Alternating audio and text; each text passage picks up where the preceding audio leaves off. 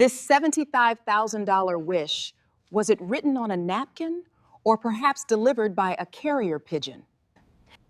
Or did it only exist in a private conversation that no one else heard? It was a private conversation between a brother and sister, Your Honor. Let me guess. Your brother said, "Brenda, make sure the wife I loved, the woman who shared my bed for 15 years, gets nothing." Take the Rolex and give it to our third cousin, whose name I can't even remember. The one who only showed up to the funeral for the free sandwiches.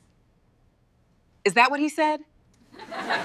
The plaintiff is Elena Garcia, a widow with grief still etched on her face. Facing her is the defendant, Brenda Wilson, her sister, in law, with an unnerving air of self-righteousness in her eyes. Judge Carter begins, her voice holding both authority and a sharp edge.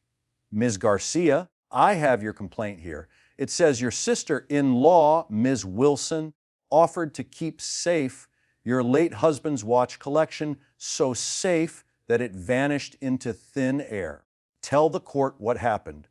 Elena's voice trembles as she recounts the story. She explains that her husband, Richard, had one true passion, collecting vintage wristwatches, and that the collection was his legacy, the memories of his life. And then she speaks of the fateful moment just after her husband passed away. I was completely lost, Elena sobs. Everything was so chaotic. Brenda was by my side, appearing incredibly kind. She held me and said, "Elena, you just focus on giving Richard a proper farewell. These valuables, during this chaotic time of mourning, let me keep them safe. I don't want you to have any extra burdens or worry about loss." And in my fog of grief, I believed her. I gave her the entire collection box. A month after the funeral, Elena's voice breaks when I started to feel like myself again and asked for the collection back. She looked me right in the eye and told me they were gone. All eyes turned to Brenda, who remains perfectly calm. Judge Carter addresses her. "Ms. Wilson, what did you do with your brother's collection of watches valued at over $75,000? Brenda looks at the judge with the eyes of a saint. "Your Honor, it wasn't about doing anything. It was about sharing my brother's soul. In life, Richard always confided in me. He was a generous man. He'd say, 'Brenda, when I'm gone, make sure the people who loved me have something to hold on to remember me by.' I was only fulfilling his sacred final wish." His sacred final wish? Judge Carter repeats, her tone as sharp as a razor. This $75,000 wish. This $75,000 wish, was it written on a napkin or perhaps delivered by a carrier pigeon? Or did it only exist in a private conversation that no one else heard? It was a private conversation between a brother and sister, Your Honor. Let me guess. Your brother said, "Brenda, make sure the wife I loved, the woman who shared my bed for 15 years, gets nothing." Take the Rolex and give it to our third cousin, whose name I can't even remember. The one who only showed up to the funeral for the free sandwiches. Is that what he said? I only followed my heart and what I knew my brother would have wanted, Brenda replies, unflinching. The case seemed to be at an impasse. It was word against word, a story of real grief versus a meticulously crafted story of false piety. Brenda remained confident, wrapped in her cloak of righteousness. But she didn't know that Elena, in her cautiousness, had one final piece of evidence.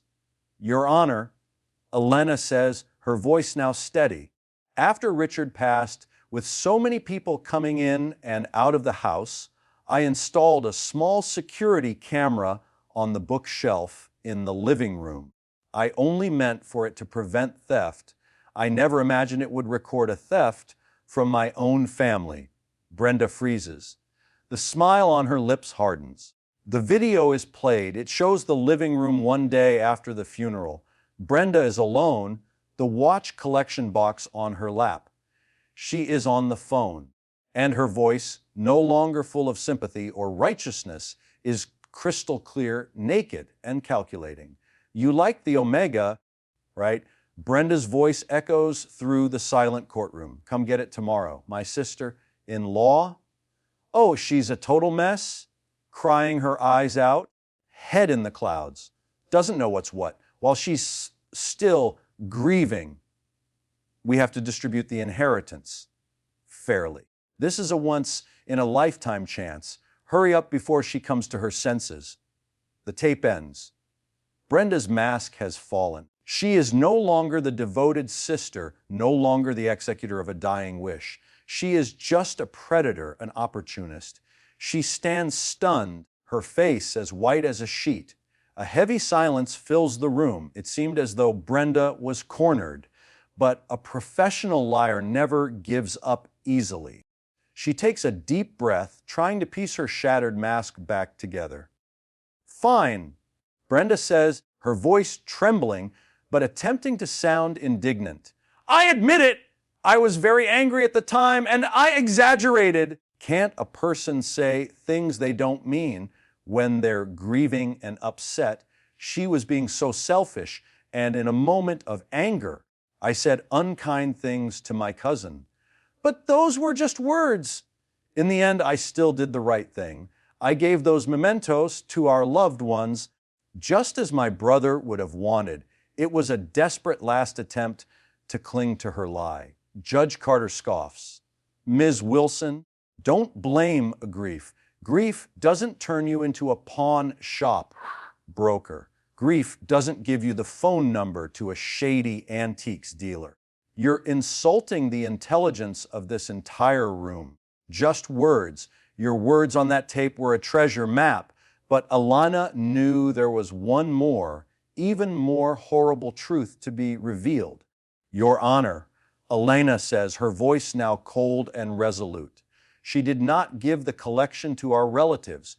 She gave away only one watch, the Omega from the phone call, to her cousin to create an alibi. The rest, she sold them all. I would like to call my final witness, Mrs. Rosa Vargas, the family's housekeeper of over 20 years, steps up to the witness stand, her expression kind but firm. Mrs. Vargas, Judge Carter asks gently, were you at the house during the week after Mr. Richard passed away? Yes, Your Honor. Mrs. Vargas, I was there to cook and clean. Did you see Ms. Brenda Wilson do anything unusual with the watch collection box? Yes, she says. 2 days after the funeral, I saw Ms. Brenda meet a man at the house. They spoke in the living room. I saw Miss Brenda give him the entire wooden box, and he gave her a very thick brown envelope. Brenda leaps to her feet. Lies, she's just a housekeeper. My sister-in-law paid her to make this up. This is an outrage. Silence! Judge Carter thunders. Mrs. Vargas, you said it was a man. Are you sure about what you saw? And here at this moment came the final fatal blow of justice. Mrs. Vargas looks directly at Brenda, then at the judge, her gaze unwavering. Your Honor, at first I wasn't sure, but when he turned into the light, I recognized him immediately. I am 100% certain of what I saw, because that man, his name is Marcus Thorne. He was my husband's old high school classmate. Everyone in our neighborhood knows him. He's a known antiques dealer and not always an honest one. The silence in the courtroom now was more deafening than an explosion. It was the silence of a final, ugly truth being laid bare. Brenda collapses back into her chair, her eyes wide with panic. Judge Carter stares her down. Ms. Wilson, do you know a Mr. Marcus Thorne? Or are you going to tell me he was the pizza guy who got the wrong address? It seemed as though Brenda would finally break, but no. In her desperation, the true demon inside her rose to the surface. She screams, her points a shaking finger at Eleni. That's what I deserve! She came and she took my brother from me. Ever since she was in the picture, he didn't care about me like he used to. I became a stranger in my own family. All that money, all that attention, it should have been mine. That box, that was just a small piece of what was stolen from me. The true motive was finally revealed. Not a dying wish, not sharing memories, but years of accumulated jealousy, envy, and greed. Judge Carter slowly rises to her feet. An intimidating aura of authority radiates from her. She looks down at Brenda and her voice booms. A sentence in itself. Silence, Miss Wilson. You are not a grieving sister. You are an opportunist. You didn't share memories. You sold your brother's memories by the pound. You turned a woman's grief into your personal lottery ticket. She pauses, letting the words hang in the air. You didn't just steal watches. You stole memories. You desecrated a sacred act of remembrance with your own filthy greed. You constructed layers upon layers of lies, and when exposed, you had the audacity to vilify a woman who has served your family faithfully for 20 years. Your actions are not just theft. They are depraved. Judgment for the plaintiff. Judge Carter's voice rings out decisively. The defendant, Brenda Wilson, will repay the full value of the collection, $75,000. She will pay an additional $25,000 in punitive damages for systematic fraud, emotional cruelty, and slandering a witness in this court, for a total of $100,000. You don't just owe your sister in law money. You owe your brother a clean soul. And that is a debt you will never be able to repay. This case is closed.